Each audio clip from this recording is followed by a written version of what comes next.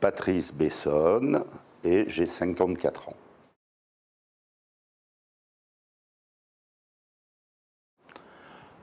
Moi, je suis issu d'une grande famille sannoise, enfin une grande famille sannoise, d'une famille sannoise.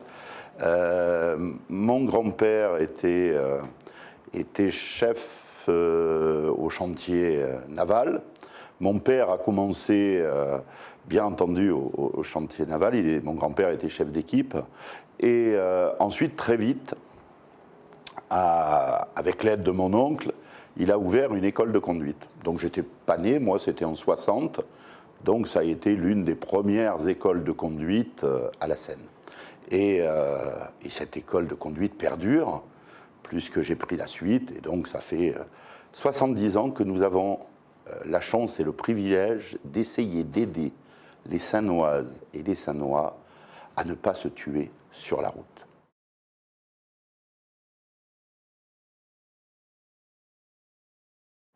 J'ai passé un baccalauréat scientifique à l'Institut Sainte-Marie, à la Seine.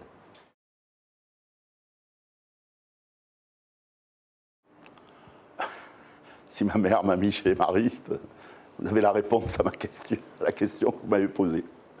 Je n'étais pas trop studieux. Non, il fallait que je sois bien encadré et les maristes apportaient une certaine assurance à ma mère pour que je puisse travailler correctement.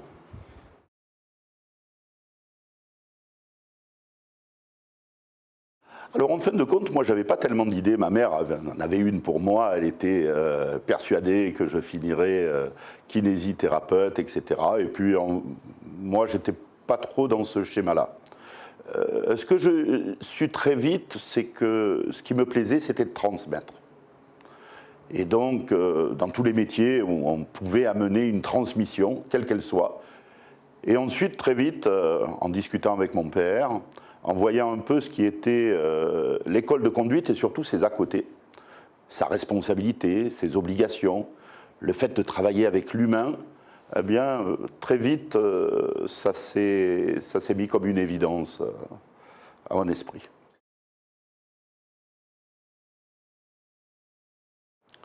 L'école de conduite. Donc, j'ai passé mon diplôme après avoir fini l'armée. Ensuite, après avoir eu mon diplôme, j'ai travaillé pour mes parents. Et ensuite, j'ai repris l'école de conduite. Donc, j'ai repassé un autre diplôme pour être exploitant, chef d'entreprise. Et ensuite, j'ai continué mon parcours au sein de la sécurité routière.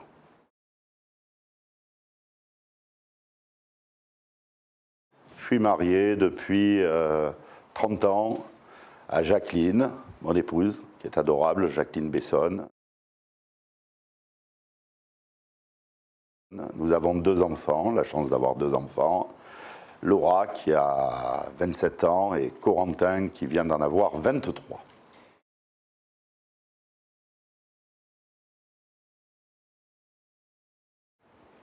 Pour dîner avec quelqu'un dans le monde, quelle personne je choisirais? Je ne sais pas, quelque chose de très humain. Et à la fois d'un peu spirituel, ça m'a toujours un peu intéressé. Je ne sais pas, celui qui représente le plus la spiritualité, le Dalai Lama, par exemple.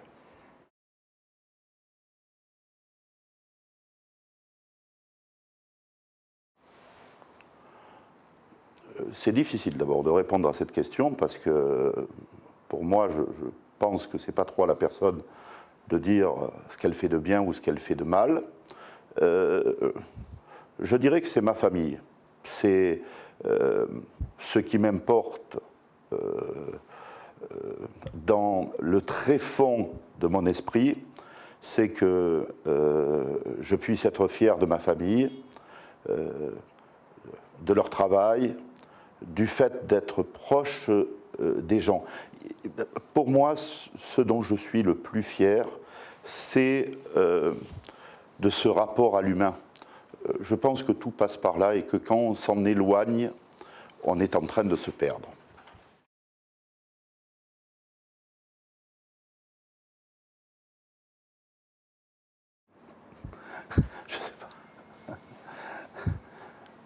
Je ne sais pas quel pouvoir j'aimerais avoir. En tous les cas,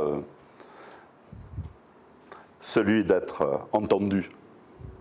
Et je m'en servirai pour essayer de changer certaines choses dans le monde.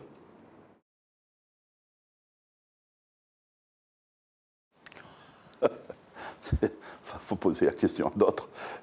Je ne sais pas, je suis un peu éruptif, mais c'est les Verseaux peut-être, je ne sais pas.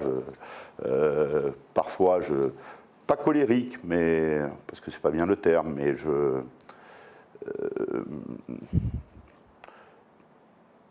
ne sais pas si c'est un défaut. En fin de compte, je dis ma vérité, hein, ça n'est que ma vérité, mais je le dis aux personnes. C'est-à-dire, si ça ne va pas, ce qui me déplaît chez les gens, c'est leur manque de sincérité, leur vanité, leur hypocrisie. J'essaye de ne pas ressembler à ça. Et j'espère que je pourrai m'en éloigner le plus longtemps possible. La sincérité.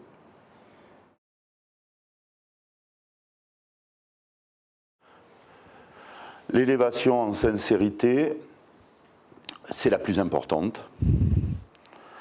Le fait de ne jamais trahir ses idées. Et troisièmement, la loyauté, parce qu'elle est indispensable, me semble-t-il, à une vie pleine et entière.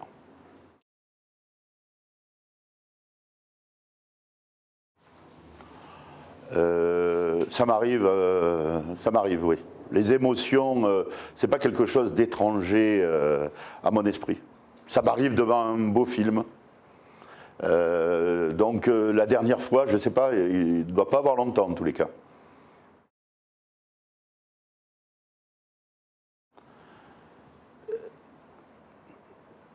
L'amitié, c'est dépasser l'amour.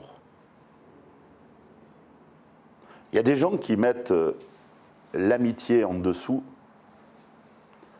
Pour moi, en fin de compte, l'amour peut être belliqueux, ça peut être une relation de force. Mais quand on dépasse tous ces éléments de possession,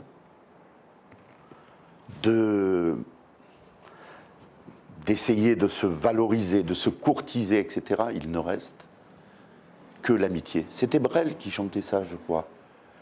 Il ne reste que l'amour en partage. Lorsqu'on dit l'amour en partage, dans ma tête résonne l'amitié.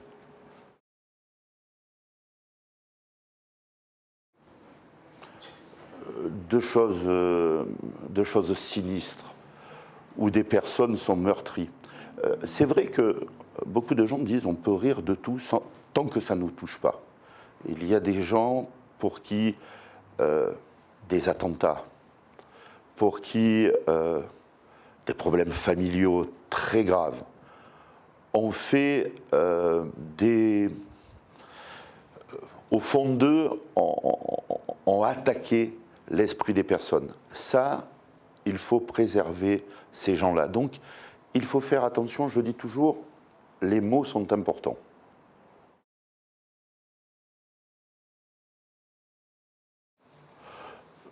Enfin, non, je ne pense pas. Après, il faut demander à ceux qui me cherchent. Effectivement, je réponds. Enfin, j'ai un pote avocat qui me dit à chaque fois, et il a raison d'ailleurs là-dessus, il me dit quand on prend le risque de te parler, la personne doit prendre aussi le risque que tu répondes. Donc fais-le, mon ami. C'est ce que je fais à chaque fois.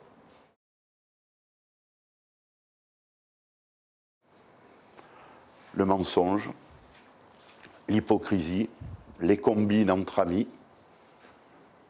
le pognon récupéré trop facilement à la barbe et à l'envers d'un travail qu'on doit fournir, la non-équité. Oui, tout ça m'ennuie énormément.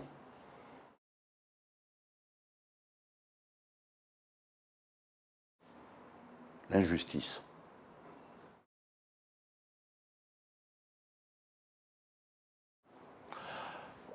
Moi, je suis un peu vieux, hein, j'aime bien Serge Lama, Julien Clerc, Partir, je vous conseille. C'est presque de l'émotion, on peut presque en pleurer. Puisque vous m'avez posé la question tout à l'heure, on peut presque en pleurer. Écoutez Partir, vous verrez, c'est émouvant. Bien entendu, qui ne peut pas en avoir? On a toujours des regrets d'essayer de pouvoir mieux faire, d'être un peu plus perfectionniste. Mais ma grand-mère, qui était d'origine arménienne, nous disait à chaque fois, il faut toujours avoir un peu de regret. Dans la bouche, c'est un peu l'amertume qui fait comprendre qu'on doit toujours s'améliorer. Me semble-t-il qu'il y a des adages que certains devraient suivre.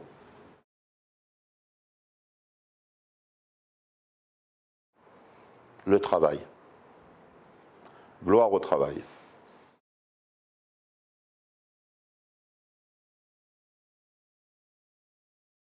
Je les aime.